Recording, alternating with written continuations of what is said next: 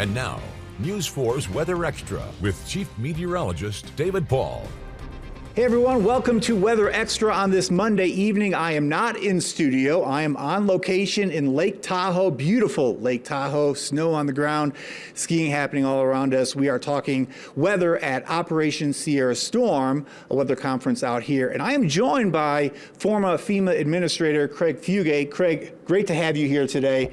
He's an expert when it comes to all kinds of response, dealing with significant weather. You were administrator from 2009 to 2017 during the Obama years. Let me take you back to that period, because within that period, you covered a lot of events. What's the one event, weather event, that really stands out the most?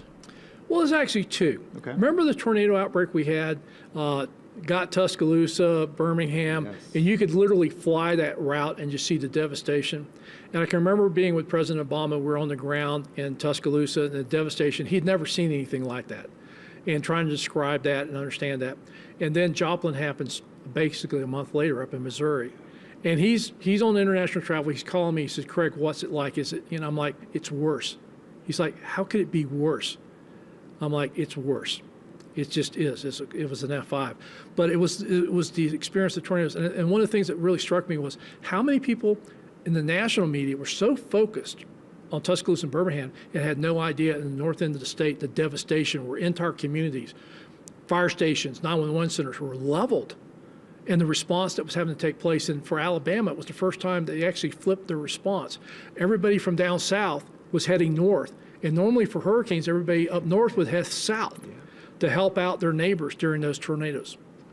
What was the other event in Louisiana that really stood out in your mind? We've had Katrina, but Hurricane Isaac, where we had made a lot of work and improvements on New Orleans. And when it hit, it was a pretty powerful storm, but it didn't hardly do any damage to New Orleans. But all around what they call the river parishes, extreme flooding and storm surge on Lake Pontchartrain that had never saw the flooding during Katrina.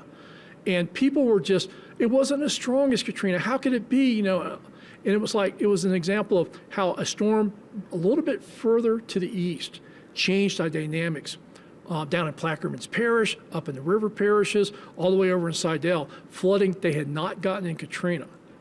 And people not understanding that a lot of times it's not the category of the hurricane. It's the impacts of the hurricane. And this was the storm surge where nobody had ever seen it before. Incredible.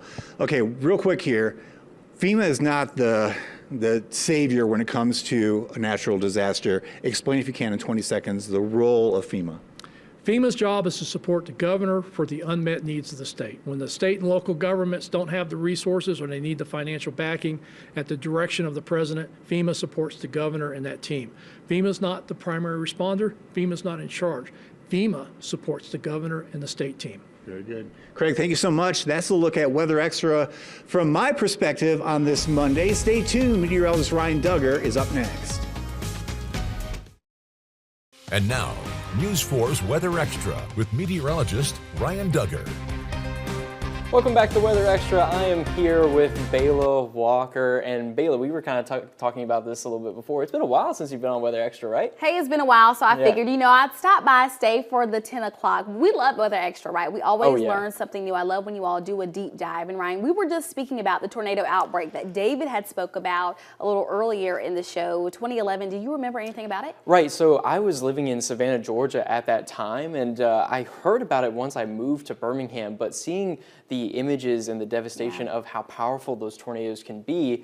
That's why we're always tracking severe weather, especially as it comes through Alabama, because Dixie Alley, we were talking about the average amount of tornadoes per month during the winter last week, and Alabama's number 2 on that. So tornadoes are very prevalent. That's why we're always tracking it. And that's why for this Saturday, Friday, we're tracking our next rain chance. But we're going to be kind of diving into the severe parameters that are available. And we'll kind of look at the chance for severe weather later on this week. So I've got the Futurecast. This is the Euro model right here. And there's this disturbance, low pressure in between Arizona and California right now. And you can kind of see it as I play the graphic here. It's churning and making its its way to the east, very slowly towards Texas, but as most disturbances and energy like that do, they start to ride a little bit more of that trough as it makes its way farther to the east, and this stirs up moisture and energy for showers and thunderstorms to pass through much of the southeast, a line of showers and thunderstorms. So we're seeing that for the European model here is taking this nice line of showers and thunderstorms through our area Friday afternoon, and taking a look at the American model, the GFS model, just to compare, it's pretty spot on. They're kind of in agreement right there in terms of the colors. So there is some agreement in terms of the event, but this is what most meteorologists do. We take a look at other parameters and different products to see what the atmospheric setup is for that afternoon. So this is the low-level jet stream, and we watch this for the potential for